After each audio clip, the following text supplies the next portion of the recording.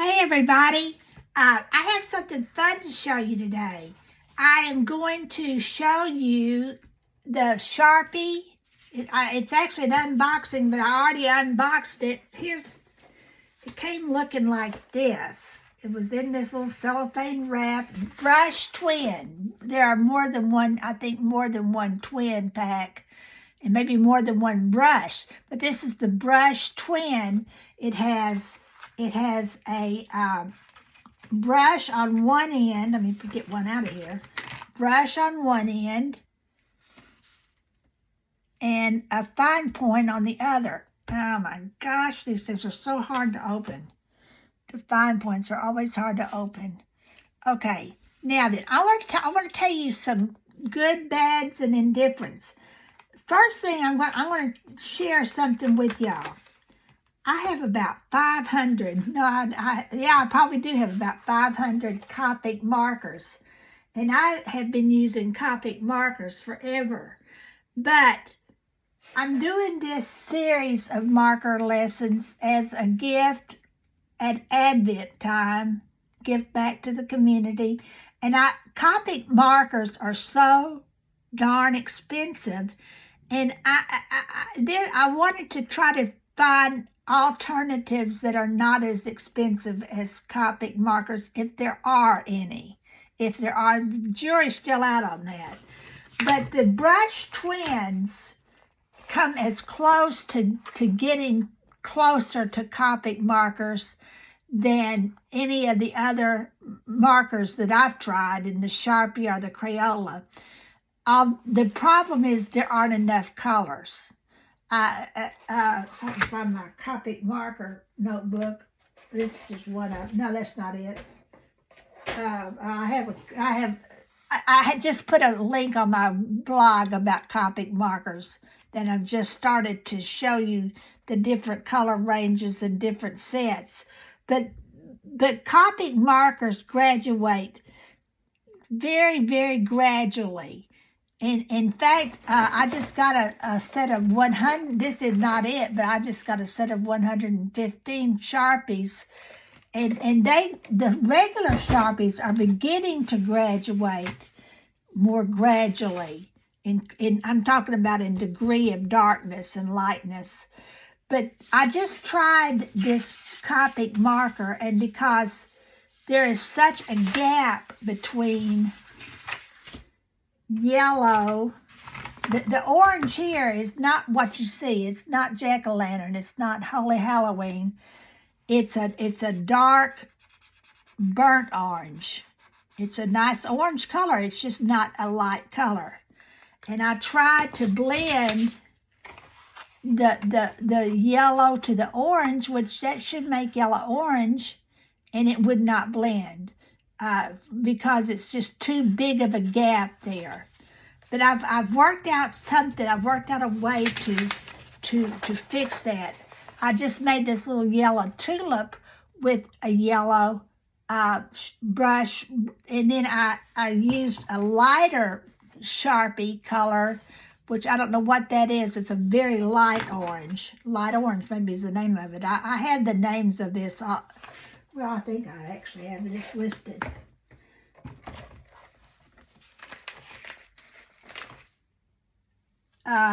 This is tangerine, and this is orange. I believe that's right. Okay, so anyway, although they don't look like a tangerine and an orange, and that's one problem with Sharpie, is the caps really have very little to do with what color the ink is. So it's a guessing game until you figure it out. And another problem it makes. But anyway, let me show you. Okay, this is a leaf that now there are closer graduations in color here between this grass green, regular green, and turquoise green. So I can make a blend easier there. And I'm going to start with that to show you. So what we're going to do is we're going to, you're right, it's just a heart. So what we're going to do, I make a lot of leaves that look like hearts. So what we're going to do, we're going to take our yellow. We're not going to make it real big, and I think that's another problem, is that they don't spread over. Okay, the light's coming from here. The light's going to hit here. So that's going to be the, okay, what are the colors in green? Yellow and blue. So what we're going to do is we're going to go gradually from yellow to turquoise, which is a blue-green. So here we go. What's the next color? Well, the next color is, we're going to leave a little spot right there where the highlight's hitting. We're going to try not to go everywhere. So we're going to add a little bit of this grass green color, and then I'm going to add more grass green over here.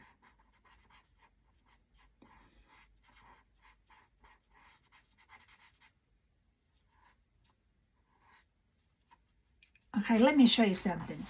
I'm making my marks like that, and that's going to be very important. I'm hatching. I color some areas in, and then I hatch some area. When I'm getting ready to start blending that area, I'll start hatching it. And this has a double tip, and if you wanted a finer hatch than that, you could go to this other side and make a very fine hatching mark there. About to lose my highlight. Getting over eager. So anyway, so let's look at what we got here. So we're going to go back in.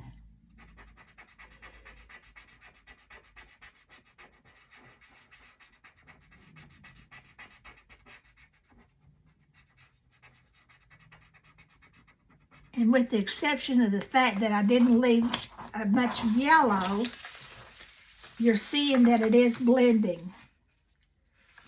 Now then, let's go over here to the other side. So you put the light on, you put a little bit darker, and you start hatching it in at the edge. And then you put, now I only have grass green over here, although it looks like that cap, doesn't it? I'm telling you, it's sneaky. So what I'm going to do is I'm hatching it in. Hatching it in, little lines. And I might just do this. That's kind of handy. That may be why they made it this way. I'm going to make little lines right here. I think they say that these are to fine tip, but I think it's also good for so now what I'm going to do, I'm going to come in and I'm going to blend this.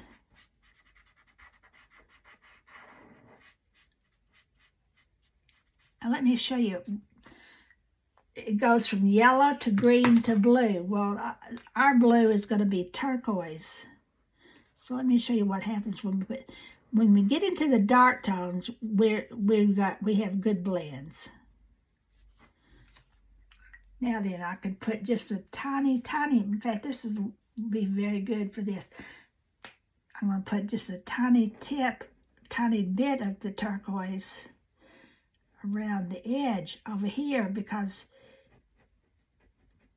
I'm going to hatch it.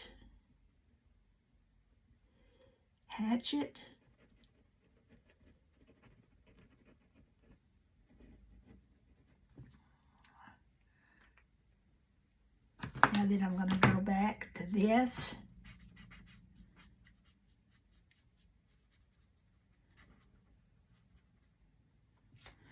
I'm going to go to this. So it's back and forth, light to dark, but one step at a time. I always tell my students, you go full step forward and a half step back. You don't go all the way back each time, you just go half a step back. And that's a pretty good blend, I think. I'm not really sure which way you're going to see this. I'm going to show you both ways. Now then, let me show you. I already told you to make that yellow tulip. We're kind of out of luck because if we stay just with the Sharpies, with the brush tips. So I'm going to make a yellow tulip, but not, it's unless I want to make just a cartoony thing. If I want it to have any reality at all to it, it's going to have shading. It's going to have depth at the edges. One side's going to be darker than the other. So what I'm going to do, I'm going to use this color that came in the one set of one. No, this actually came in the set of 45. I believe it's tangerine, but I don't even know. Just know that it's in the set of 45 Sharpies, and this is not a brush tip marker. Well, the brush, and I'm hashing my lines in. One side's going to be darker than the other. Hashing my lines in. Now I'm going to show you something. When I put this up next to that, it is going to blend. The blending agent is in this right here. In Copic markers, there's a clear brush that blends the other, can blend any color, well, any close colors together. This is a colored blending agent. It's a colored blending tool. So you can use your regular Sharpies and then use the color that's close to it to blend it. And okay, so there I went that way. I went up. And I'm going to go back.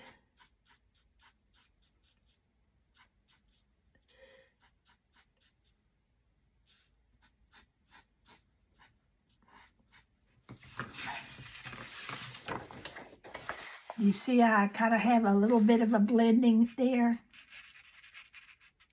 So that's just something. And I'm going to be showing you a lot of tips with these brush tip markers because they are not as expensive as Copic markers. And if you use your regular Sharpies with them, you can get lots of interesting colors.